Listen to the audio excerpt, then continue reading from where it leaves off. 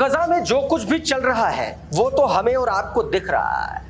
ये गजा के भीतर जो धड़धड़ाहट के साथ टैंक घुस रहे हैं, ये तस्वीरें आपकी स्क्रीन पर हैं, ये आप देख रहे हैं किस तरीके से गजा को पूरी तरीके से नेस्तनाबूद किया जा रहा है बम के जरिए, बम्बार्टमेंट के जरिए, एयर स्ट्राइक के जरिए। ये तस्वीरें फुल स्क्रीन पर आपकी स्क्रीन पर है, तस्वीरें आप साफ तौर पर देख सकते हैं।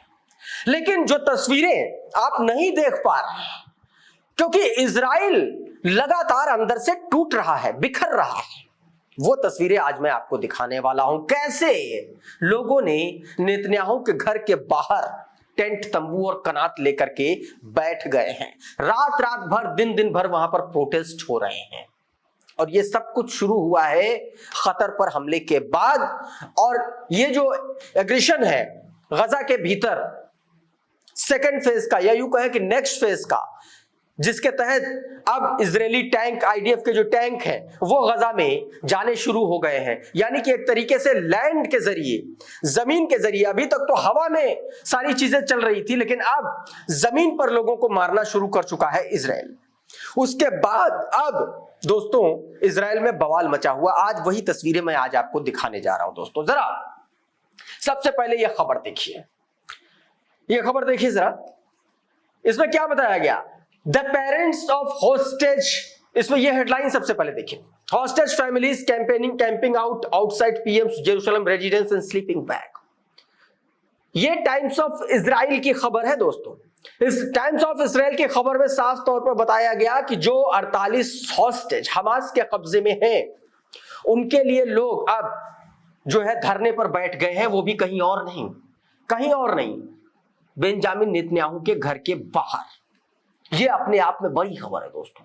मैंने आपको कुछ दिन पहले एक खबर दिखाई थी कि किस तरीके से नेतन्याहू के घर के बाहर लोगों ने कारों को आग लगा दी थी, पुलिस गाड़ी फूंक दी थी और जबरदस्त प्रोटेस्ट हुआ था। उसके बाद कुछ लोग हिरासत में भी लिए गए थे। और अब यह नए तरीके का प्रोटेस्ट लोगों ने साफ तौर पर, देखिए इसमें क्या बताया गया, द पेरेंट्स ऑफ हॉस्टेज, जिनका नाम बताया गया, फिर उसके बाद में बताया गया कि कौन कौन से लोग यहां पर धरने पर बैठे हैं। और साफ तौर पर इसमें बताया गया कि यह पूरा मामला उस वक्त शुरू हुआ जब कतर पर हमला किया और कतर पर हमला करने के बाद अब ऐलान कर दिया गया है, आदेश दे दिया गया है इजराइल सरकार के द्वारा आईडीएफ को कि अब आप टैंक के जरिए या लैंड के जरिए आप जा करके गजा को खाली करवाइए। उसके बाद अब ये लोग प्रोटेस्ट कर रहे हैं क्योंकि ये लोग कह रहे हैं कि अगर ये हो रहा है तो उन बंधकों की जान खतरे में है। जरा ये तस्वीरें देखिए, ये तस्वीरें दोस्तों इन्हीं हॉस्टेजेस को छुड़ाने के लिए बनाए गए एक संगठन का एक ट्विटर हैंडल है, उसके जरिए जारी की गई, जिसका नाम है ब्रिंग देम होम नाउ।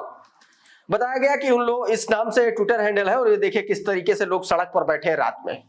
देखिए जरा, ये लोग प्रोटेस्ट कर रहे हैं, ये लोग अपनों को घर वापसी के लिए की मांग कर रहे हैं सरकार से। ये तस्वीरें आप साफ तौर पर देख सकते हैं अपनी स्क्रीन पर। रात भर ये लोग वो कर रहे हैं, प्रदर्शन कर रहे हैं वहां पर। और उसके बाद दोस्तों किस तरीके से देखिए लोग सुबह मांग कर रहे हैं। ये वीडियो देखिए जरा, इसमें देखिए, ये बेंजामिन नेतन्याहू के घर के बाहर की सुबह 6:30 बजे की तस्वीरें हैं दोस्तों। और इसमें बताया गया कि our childrens are there being used as human shield. बताया गया कि उनके जो लोग हैं, उनके जो परिवार के सदस्य हैं, उनको एक ह्यूमन शील्ड की तरह बेंजामिन नेतन्याहू की ये क्रूर सरकार इस्तेमाल कर रही है। ये साफ तौर पर इसमें ये लोग आरोप लगा रहे हैं। यानी कि बेंजामिन नेतन्याहू जो है और इजराइल अंदर से अपने ही लोगों का भरोसा खो रहा है। ये सरकार इजराइल के साथ लोग जो हैं उनका भरोसा खो रही है, बावजूद उसके किसी भी कीमत पर उसको गजा को खत्म करना है।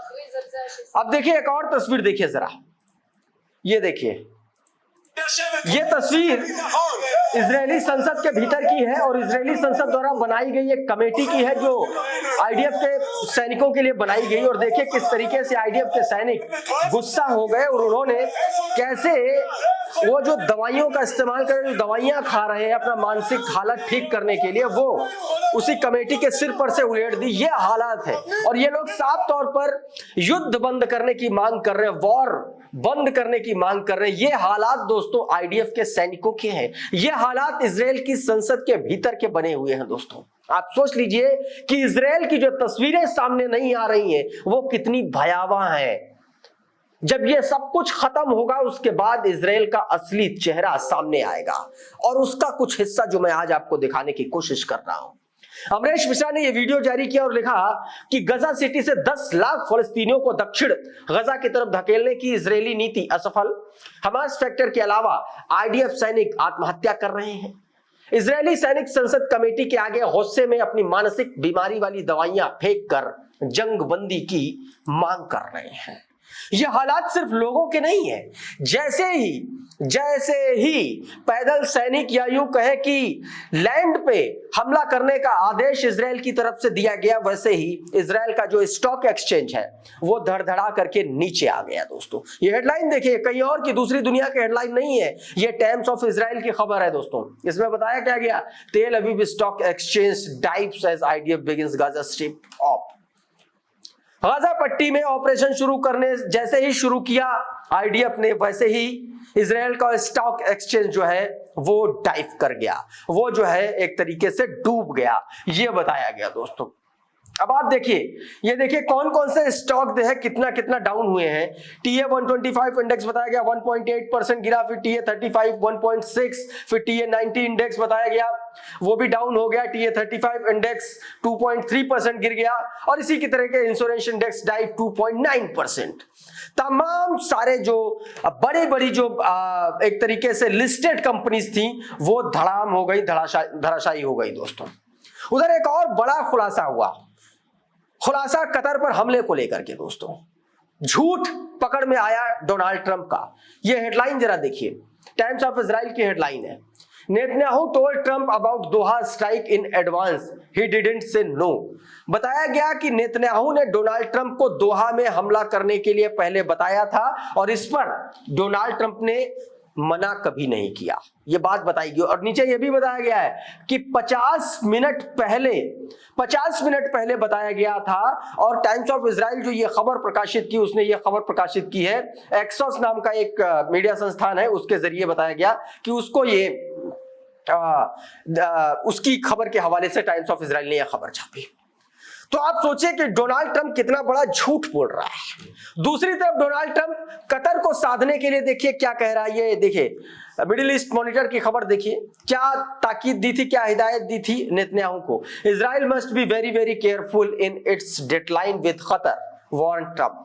ट्रंप वार्निंग दे रहा है इजराइल को एक तरफ, और दूसरी तरफ देखिए किस तरीके से कांड करवा दिया इजराइल के हाथों ही कतर पर। और ये सब कुछ क्यों हुआ पता है, क्योंकि ये कहा जा रहा है कि हाल फिलहाल में ही कतर के साथ एक बड़ी डील साइन होने वाली थी अमेरिका की, उससे पहले ही इजराइल ने हमला किया, और इन दोनों को मैनेज करने के लिए ट्रंप ने ये खेल रचा, और अब बताया जा रहा है वो डील कतर के साथ हो भी गई है।